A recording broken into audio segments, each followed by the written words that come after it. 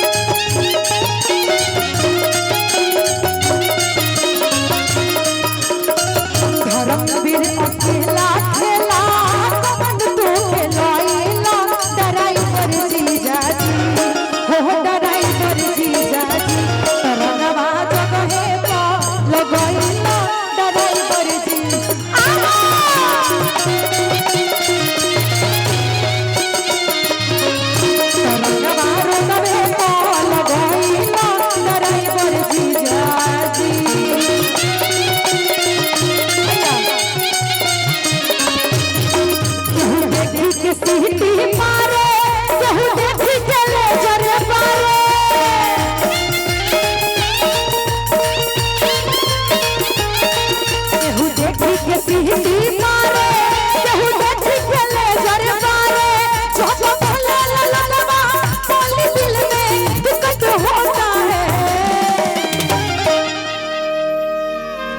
जी बार बार कहे नहीं कि हम छपरा जिला के हैं, लेकिन हमरा पसंद और जिला पड़ेला ऐसे कि हम हर स्टेज पर कहिला का कि आरा जिला कलाकार की असली इज्जत और जिला करेला का। जो बन नाचेली सोनो चनिया